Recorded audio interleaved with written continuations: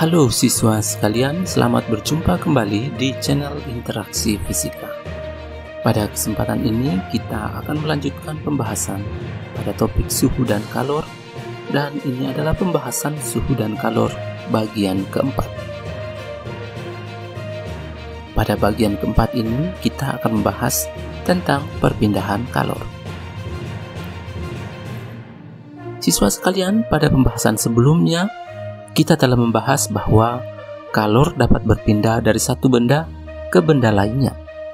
Misalnya jika dua benda yang panas dan ada benda dingin didekatkan, maka terjadi aliran kalor dari benda yang panas ke benda yang dingin. Nah, selanjutnya akan kita pelajari tentang 3 cara perpindahan kalor, yaitu kalor dapat berpindah secara konduksi, konveksi, dan radiasi. Konduksi adalah peristiwa perpindahan kalor di dalam suatu benda di mana partikel-partikel benda tersebut tidak ikut berpindah. Kemudian konveksi merupakan perpindahan kalor melalui zat perantara yang juga ikut berpindah. Sementara radiasi adalah perpindahan kalor tanpa melalui zat perantara, di mana kalor dipancarkan dari sumber kalor dalam bentuk gelombang elektromagnetik, dan ini biasa disebut sebagai radiasi kalor. Ketiga jenis perpindahan kalor ini dapat terjadi secara simultan dalam satu proses yang sama. Mari kita ambil contoh misalnya pada peristiwa memanaskan air di atas kompor. Gambar ini menunjukkan bahwa air yang dipanaskan berada di dalam bejana. Jadi pada peristiwa ini terjadi 3 macam perpindahan kalor secara sekaligus, yaitu di sini terjadi konduksi, terjadi konveksi, dan terjadi radiasi. Konduksi terjadi pada penghantaran kalor pada bejana atau pada wadah yang digunakan. Bagian bawah wadah mendapat panas terlebih dahulu dari kompor. Kemudian kalor ini dipindahkan secara konduksi ke bagian atas wadah yang lebih dingin. Dan bahkan kita bisa melihat bahwa lama-kelamaan bagian pegangan dari wadah ini juga akan ikut panas. Jadi proses penghantaran kalor yang terjadi pada dinding wadah adalah proses konduksi.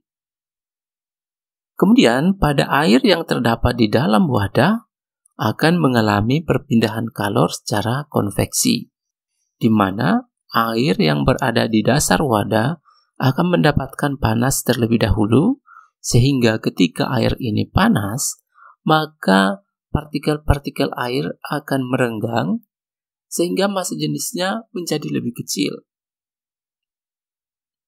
Karena massa jenisnya kecil, maka air yang berada di dasar wadah yang lebih panas akan bergerak ke atas permukaan wadah dan tempatnya digantikan oleh air yang lebih dingin.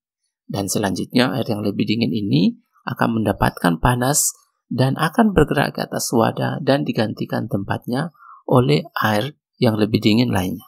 Proses ini terjadi secara terus-menerus sampai air dalam wadah memiliki suhu yang sama. Proses ini adalah proses konveksi.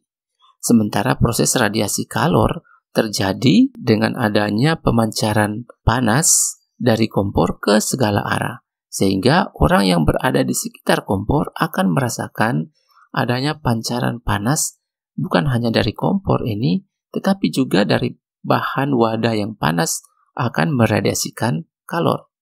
Jadi peristiwa konduksi, konveksi, dan radiasi dapat terjadi secara bersamaan dalam satu proses. Mari kita lihat lebih detail bagaimana konduksi terjadi. Misalkan sebuah logam dipanasi pada ujungnya, maka akan terjadi aliran kalor dari bagian logam yang panas menuju ke bagian logam yang lebih dingin. Bagaimana hal ini terjadi? Mari kita lihat logam ini sebagai susunan partikel-partikel penyusunnya. Partikel yang lebih berdekatan dengan sumber panas akan menyerap panas terlebih dahulu, kemudian bergetar. Getaran partikel ini mempengaruhi partikel berikutnya, sehingga partikel berikutnya mendapat panas dan ikut bergetar. Getaran partikel ini kemudian mempengaruhi lagi partikel berikutnya dan partikel ini akan mendapatkan kalor dan juga ikut bergetar. Demikian selanjutnya sampai semua bagian logam ini menjadi panas. Kemudian laju hantaran kalor secara konduksi dapat dihitung dengan persamaan K dikali A delta T per L. Q per T adalah laju hantaran kalor. Q adalah kalor dan T adalah waktu.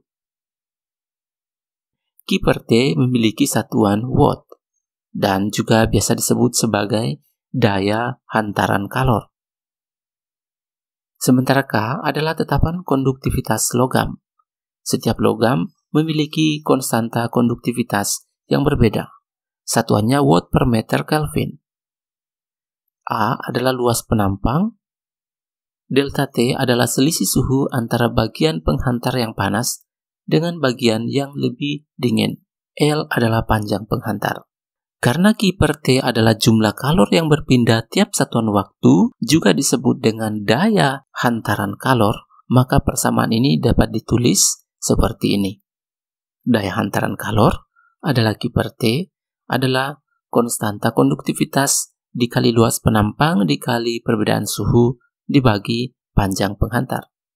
P adalah daya konduksi dalam satuan watt. Dan ingat, watt setara dengan jumlah kalor yang dialirkan per sekon. Jumlah kalor dihitung dalam satuan joule atau dapat juga dalam satuan kalori. Selanjutnya, proses konveksi. Misalkan sebuah bejana berisi air dan bagian bawah bejana dipanaskan. Partikel-partikel air pada bagian bawah bejana akan menyerap kalor terlebih dahulu sehingga memuat dan suhunya naik.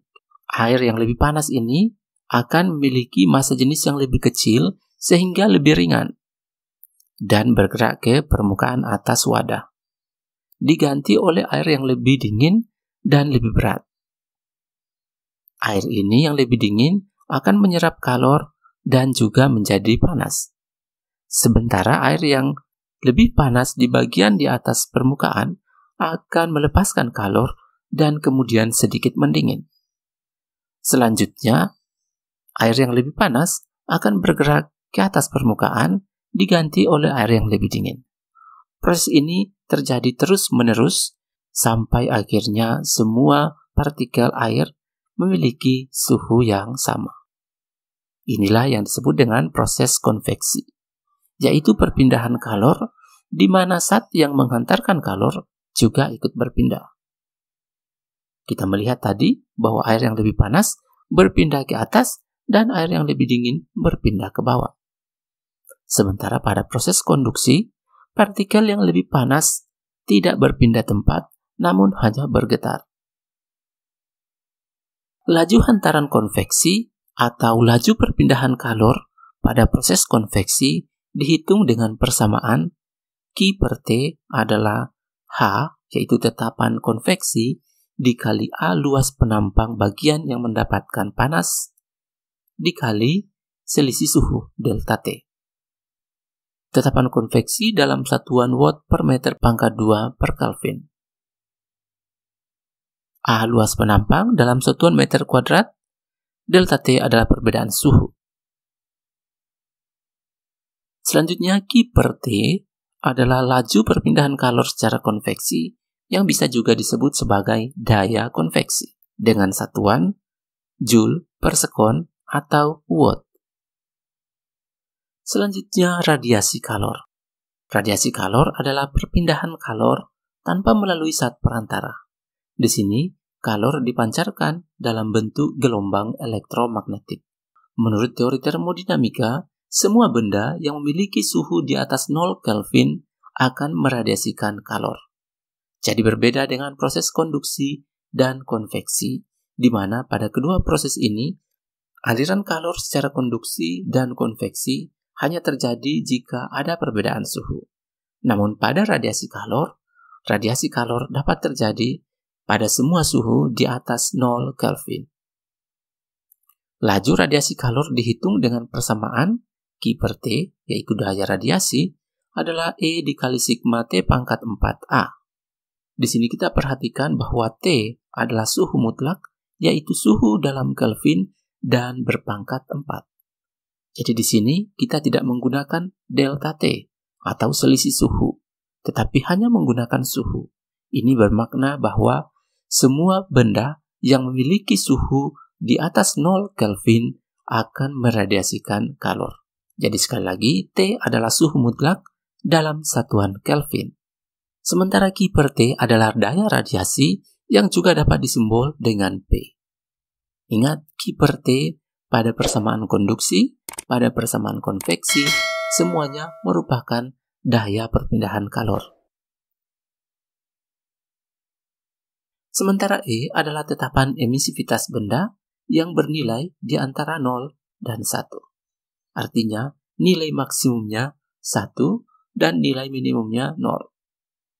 Benda hitam sempurna diberikan nilai emisivitas bernilai 1, yaitu benda yang meradiasikan kalor dengan sempurna. Sementara A adalah luas permukaan benda, T adalah suhu mutlak benda dalam Kelvin, sigma adalah tetapan Stephen Boltzmann nilainya 5,67 10 pangkat min 8 watt per meter kuadrat per Kelvin pangkat 4. Kita lihat contoh soal. Pertama, dua batang logam A dan B dengan panjang dan luas penampang sama. Jadi panjang dan luas penampangnya sama. Akan tetapi jenis logam berbeda. Disambungkan seperti pada gambar. Suhu ujung logam masing-masing ada dalam gambar, dan diketahui koefisien konduksi kalor logam B adalah 2 kali koefisien konduksi kalor logam A. Akan dihitung suhu pada bidang batas logam. Kita akan menggunakan persamaan laju konduksi kalor Q per T Ka delta T per L. Di sini kita mengetahui bahwa logam B akan melepaskan kalor dan logam A akan menyerap kalor. Laju konduksi kalor yang keluar dari logam B akan sama dengan laju konduksi kalor yang masuk ke dalam logam A. Sehingga ditulis persamaannya Ka delta T untuk logam A dibagi panjangnya sama dengan Ka delta T untuk logam B per panjang. Dan karena luas penampang kedua logam sama, maka bagian ini dicoret. Selanjutnya, panjang kedua logam juga sama, bagian ini dicoret. Tersisa konduktivitas dan selisih suhu. Dan kita mengetahui bahwa konduktivitas logam B adalah 2 kali konduktivitas logam A. Dan kita akan menghitung suhu yang kita misalkan T, yaitu suhu pada bidang persambungan logam. Selisih suhu pada bagian A adalah T dikurang 20 derajat Celcius. Karena kita mengetahui nilai T ini akan berada di antara 20 dan 80 derajat Celcius. Jadi suhu T akan lebih besar dari 20, namun akan lebih kecil dari 80. Sehingga selisih suhu pada logam A adalah T kurang 20. Dan selisih suhu pada logam B adalah 80 kurang T. Kita masukkan ke persamaan yang tersisa tadi. Ka dikali delta TA adalah T kurang 20. Kb adalah 2 Ka dikali 80 kurang T. Seperti ini. Kemudian Ka kita coret. Kita selesaikan secara matematika. 2 kali 80, 160 dikurang 2T. Min 2T ditambah T adalah 3T. Sama dengan 180 dan T adalah 180 per 3. Yaitu 60 derajat Celcius. Jadi suhu pada bagian persambungan logam adalah 60 derajat Celcius. Contoh kedua, 3 batang logam berbeda jenis disambungkan sedemikian seperti dalam gambar. Suhu ujung bebas masing-masing logam adalah dalam gambar. Jadi ada 3 logam, di sini suhunya 100 dan bagian bawah suhunya masing-masing 0 pada ujungnya. Kita akan menentukan nilai pada persambungan logam di titik tengah di sini dan diketahui perbandingan konduktivitas logam K1 banding K2 banding K3 adalah 1:2:3. Jadi di sini kita mengetahui bahwa aliran kalor akan berasal dari logam yang lebih panas, yaitu logam 1, mengalir ke logam 2 dan ke logam 3. Kita akan menentukan suhu pada bagian persambungan di sini. Ini adalah arah perpindahan kalor. Jadi kita akan menggunakan persamaan laju konduksi kalor, atau juga disebut sebagai daya konduksi kalor, di mana daya konduksi kalor dari logam 1 akan sama dengan daya konduksi gabungan dari logam 2 dan logam 3. Jadi persamaannya seperti ini.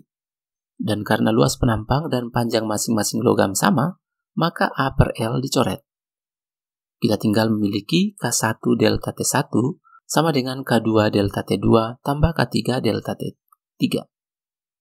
Di mana perbandingan K1 banding K2 banding K3 adalah 1:2:3. Kita tulis ulang, berarti K1 banding K2 adalah 1:2, dan K2 banding K3 adalah 2:3.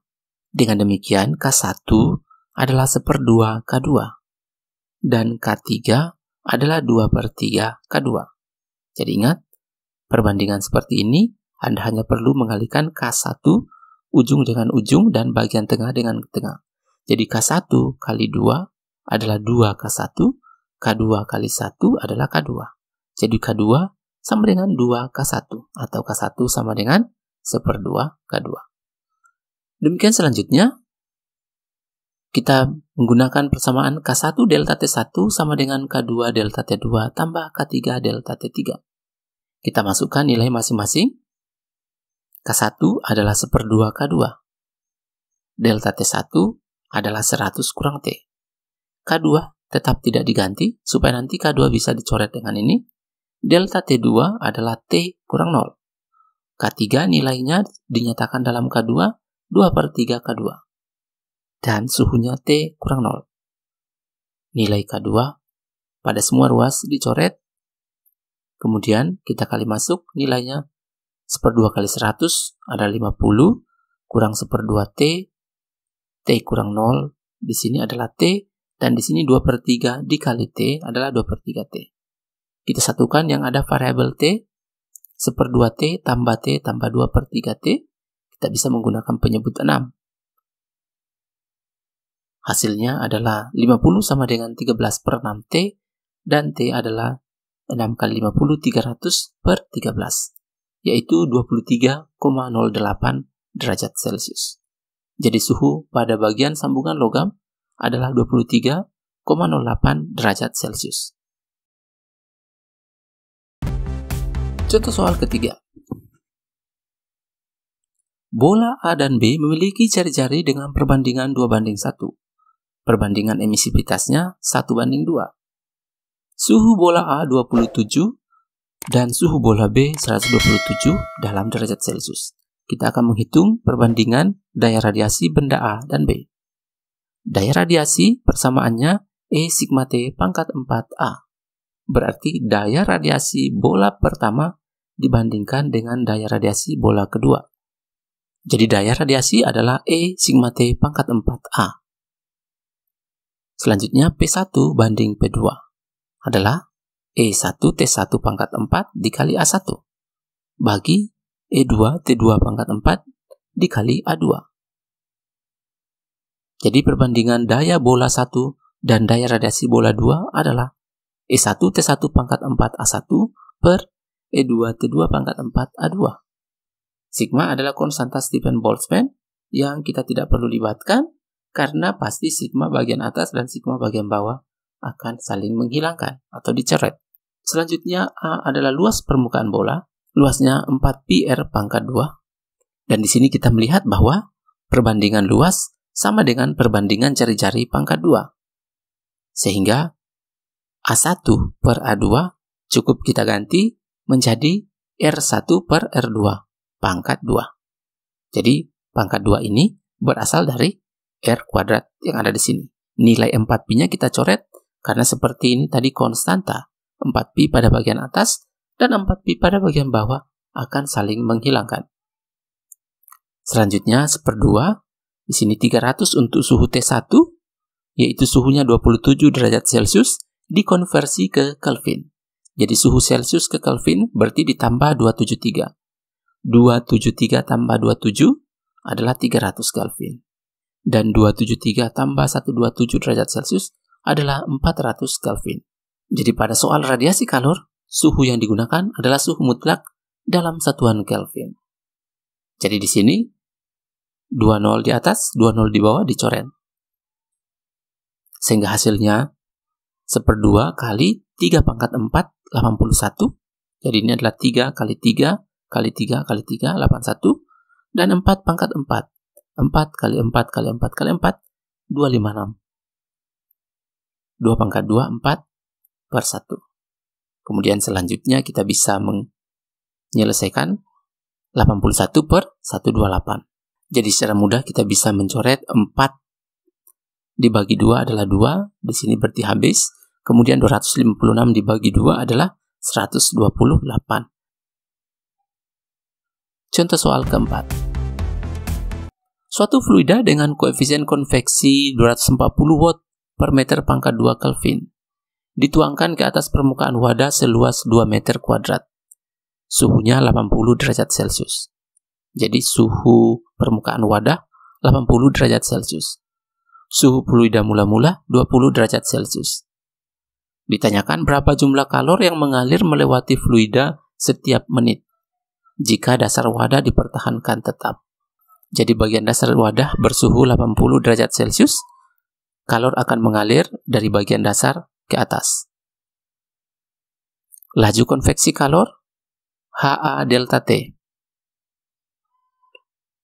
Kita masukkan besaran yang ada, laju konveksi 240, luas permukaannya 2, dan delta T-nya 80 kurang 20. Hasil kalinya 28.800 watt. Ini bermakna bahwa kalor yang mengalir sejumlah 28.800 joule per sekon. Ingat, watt setara dengan joule per sekon. Dapat ditulis 2,88 10 pangkat 4 joule per sekon. Berarti jika ditanyakan kalor tiap menit, berarti kita perlu mengalihkan dengan 1 menit 60 sekon. Berarti kalor yang mengalir tiap menit 2,88 10 pangkat 4 kali 60. Nilainya 1,728 10 pangkat 6 joule. Ya, jadi perlu diperhatikan bahwa satuan jumlah kalor yang mengalir tiap satuan waktu adalah watt, dan watt setara dengan joule per sekon. Joule adalah satuan kalor, sekon satuan waktu, watt adalah satuan daya atau energi tiap satu satuan waktu. Nah, kita tiba pada kesimpulan. Ada 3 macam cara perpindahan kalor, yaitu konduksi, konveksi, dan radiasi. Konduksi adalah perpindahan kalor dalam suatu benda, di mana partikel-partikel benda yang memindahkan kalor tersebut tidak ikut berpindah. Sementara konveksi adalah perpindahan kalor melalui suatu zat perantara, di mana zat perantara itu ikut berpindah. Misalnya terjadi pada fluida. Sementara radiasi adalah perpindahan kalor tanpa melalui zat perantara. Dan pada radiasi, kalor dipancarkan atau diradiasikan dalam bentuk gelombang elektromagnetik. Hal lain yang berbeda adalah konduksi dan konveksi memerlukan perbedaan suhu untuk terjadi. Akan tetapi pada radiasi tidak perlu ada perbedaan suhu. Menurut teori termodinamika, semua benda yang memiliki suhu di atas 0 Kelvin pasti meradiasikan kalor. Laju konduksi kalor dihitung dengan persamaan Ka delta T per L, laju konveksi kalor Ha delta T, dan laju radiasi kalor E sigma T pangkat 4A. Perhatikan bahwa masing-masing memiliki konstantanya. K adalah konstanta konduktivitas, H adalah konstanta konveksi, E adalah emisivitas benda, di mana benda hitam sempurna memiliki emisivitas 1. Nilai E hanya berada antara 0 dan 1. Maksimumnya 1. Kemudian nilai sigma. Sigma di sini adalah tetapan Stephen Boltzmann. Nilainya 5,67 10 pangkat min 4 watt per Kelvin pangkat 4 meter pangkat 2. Selanjutnya Q per T biasa juga disebut sebagai daya. Jadi, kiper T pada konduksi adalah daya konduksi, ini adalah daya konveksi, dan ini adalah daya radiasi. Nah, siswa sekalian, demikian pembelajaran pada kesempatan ini. Sampai jumpa pada pembelajaran berikutnya. Dan jika video pembelajaran ini telah membantu Anda dalam belajar, silakan klik tombol like, share, dan subscribe. Sampai jumpa pada pembelajaran berikutnya.